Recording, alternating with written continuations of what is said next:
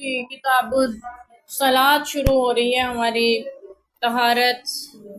کے باب سے گزرنے کے بعد، کیونکہ نماز کے لیے پہلے ضروری ہے کہ ہم پاک ہوں، تو پاکی کے جو مسائل تھے وہ ہم پڑھ چکے،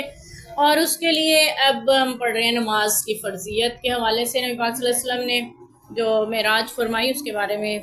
یہ حدیث جو ہم نے پڑھی ہے، حضرت انس رضی اللہ عنہ فرماتے ہیں کہ ابو ذر غفاری رضی اللہ عنہ نے ان سے بیان کیا کہ رسول اللہ صلی اللہ علیہ وسلم نے فرمایا کس طرح سے معراج کا واقعہ ہوا، پورا ذکر کرتے ہیں آپ صلی اللہ علیہ وسلم کہ کیسے آپ صلی اللہ علیہ وسلم آرام فرما تھے، پھر فرشتے آئے آپ کو لے کے، آسمانوں پہ گئے، آسمانوں کی سیر کی، جنت کی سیر کی، پھر اللہ تعالیٰ نے آپ پہ 50 نمازیں فرض کی۔ اس امت پہ اللہ نے جو نمازوں کی فرضیت تھی وہ 50 رکھی تھی، لیکن پھر حضرت موسیٰ علیہ السلام کے کہنے پر نبی پاک صلی اللہ علیہ وسلم نے بار بار اللہ تعالیٰ سے جب عرض کی تو نمازیں کم ہوتے ہوتے ہوتے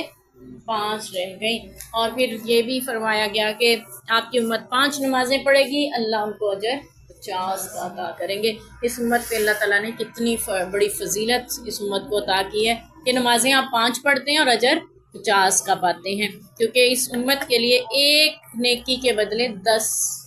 کا لکھا جاتا ہے۔ ایک نیکی کرتی ہے، ایک نماز پڑھتی ہے، 10 نمازیں لکھی جاتی ہیں، ٹھیک ہے؟ تو اس لیے نماز جب پڑھیں تو ایسے پڑھیں جیسے 10 نمازیں پڑھتی ہیں۔ اللہ ہمیں توفیق دے۔